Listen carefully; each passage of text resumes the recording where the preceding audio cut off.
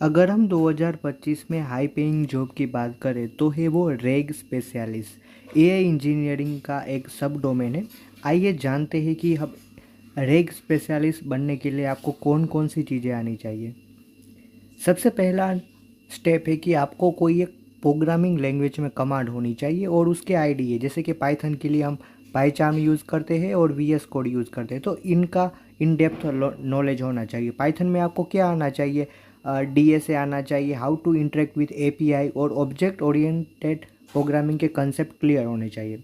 अगर दूसरी बात कहूँ, यहाँ पे रेग आप स्पेशलिस्ट बनना चाहते हैं तो how to use open source LLM Hugging Face से, पाईटॉर्च और क्रोमा डीबी एक वेक्टर डेटाबेस है, तो इनका इन डेप्थ नॉलेज होना चाहिए।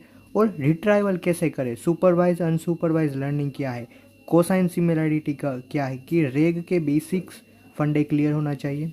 अगर डीप डाइव बात करें तो हम रेग यानी कि टेक्स्ट बेस्ड एनालिसिस, तो नेचुरल लैंग्वेज प्रोसेसिंग क्या है, टोकनाइजेशन, स्टेमिंग, लेमेटाइजेशन, एम्बेडिंग क्या है, वेक्टर डेटाबेस क्या है, how to write a good prompt, तो इसका इन डेप्थ नॉलेज आपको होना चाहिए। और how to use chat GPT, Claude, hugging face API.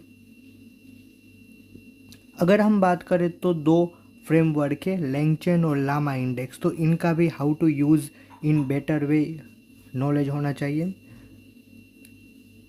अगर मोर बात करें तो प्रोडक्शन लेवल में आप कर रहे हैं तो ये सब प्रोडक्शन लेवल के रेग सिस्टम का नॉलेज होना चाहिए। हाउ टू, अगर कोई आप चैलेंज फेस करें तो उसको कैसे रिड्यूस किया जाए और मल्टी मॉडल रेग कैसे किया जाए, तो इसका रोड मैप ये है। ये टॉपिक आप इस यूट्यूब कमेंट में रेग लिखेंगे तो इन डेप्थ आपको पीडीएफ मिल जाएगी। Thank you so much, have a great day head.